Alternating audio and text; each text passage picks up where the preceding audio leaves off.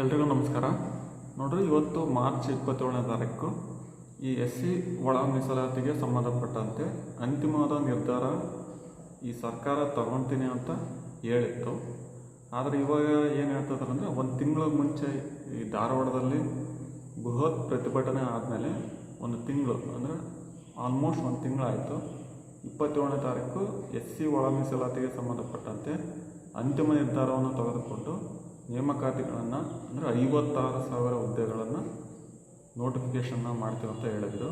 But ಇವಾಗ ಏನು ಹೇಳ್ತಿದ್ದಾರೆ ಅಂದರೆ, ಈ ದಾವಣಗೆರೆ ಮತ್ತು ಬಾಗಲಕೋಟೆ ಬೈ ಎಲೆಕ್ಷನ್ ಬಂದಿದೆಯಲ್ಲ, ಅದರ ಸಂಬಂಧ ಏನು ಹೇಳ್ತಿದ್ದಾರೆ ಅಂದರೆ, ಈ ಚುನಾವಣಾ ನೀತಿ ಸಂಹಿತೆ ಅಡ್ಡಿ ಆಗ್ತಿದೆ, ಅದರಿಂದ ನಾವು ಯಾವುದೇ ರೀತಿಯ ನಿರ್ಧಾರವನ್ನು ತಗೊಳಕ್ಕಾಗೋದಿಲ್ಲ ಅಂತ ಹೇಳ್ತಾ ಇದ್ದಾರೆ ಅಂತ ಹೇಳಿ ದಿನಾಂಕವನ್ನು ಮುಂದೂಡಿದ್ದಾರೆ.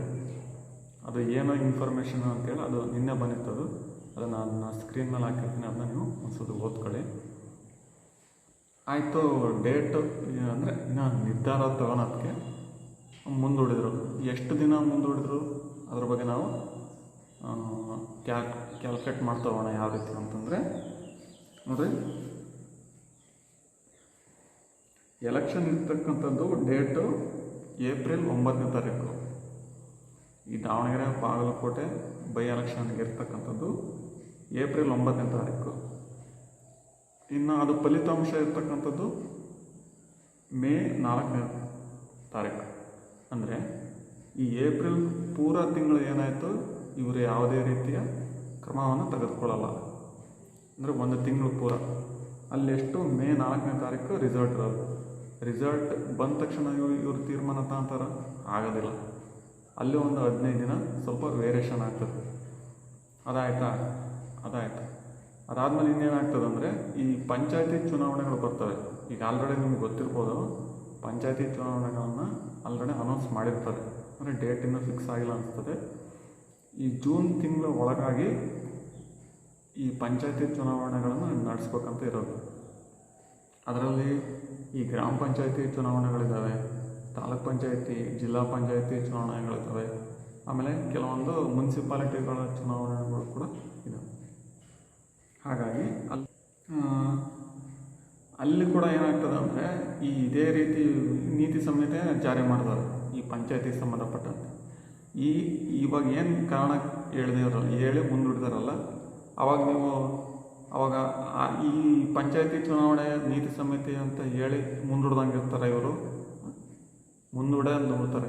ಅಲ್ಲಿಗೆ ಏನಾಗ್ತದೆ, ಏಪ್ರಿಲ್ ತಿಂಗಳ ಕಳೆದಾಯಿತು, ಮೇ ಜೂನ್ 2 ತಿಂಗಳು ಅಂತ ಹೇಳಿದ್ದಾರೆ. ಬಟ್ 2 ತಿಂಗಳಲ್ಲಿ ಆಗೋದಿಲ್ಲ. ಯಾಕಂದರೆ ಇಲ್ಲಿ ಆಲ್ಮೋಸ್ಟ್ ಜುಲೈ ತನಕ ಹೋಗ್ತದೆ ಅಂತ ನನ್ನ ಅಭಿಪ್ರಾಯ. ಅಲ್ಲಿಗೆ ಎಷ್ಟಾಯಿತು, 4 ತಿಂಗಳು ಹೋಯ್ತು.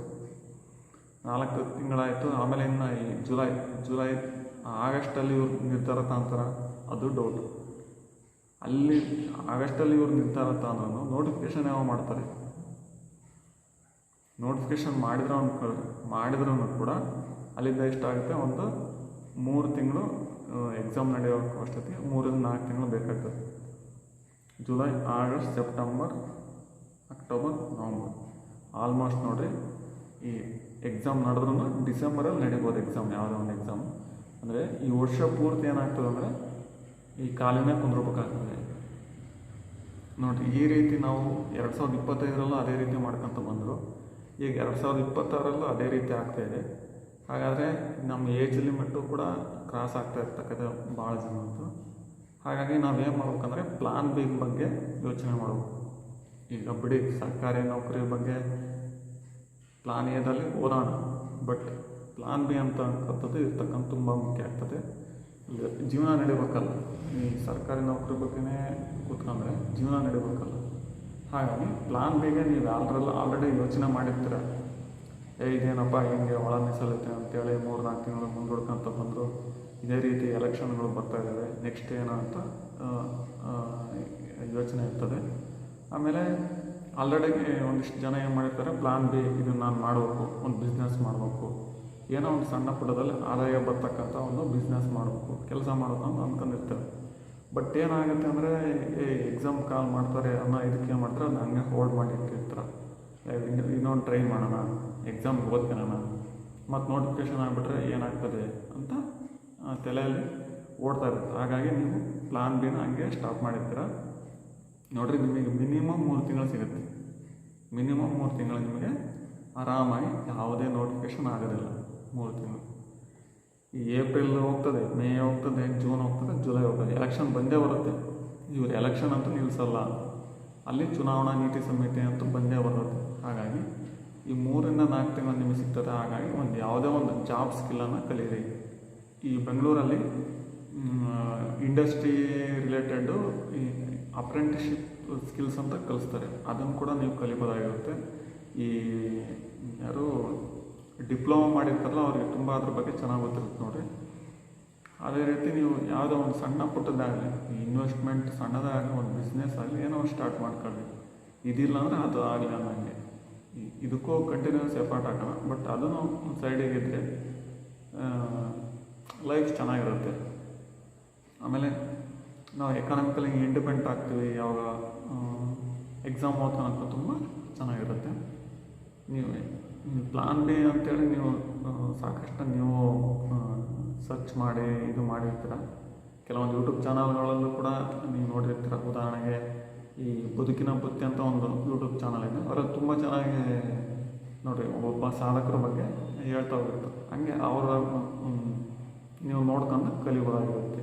ಯಾವುದೋ ಸಣ್ಣದ ಅಡುಗೆ ಹೋಟ್ಲಿಂದ ಹಿಡಿದು ದೊಡ್ಡ ಬಿಸ್ನೆಸ್ ತನಕ ಅಲ್ಲಿ ಅವರು ವೀಡಿಯೋ ಮಾಡಿ ಹಾಕಿರ್ತಾರೆ.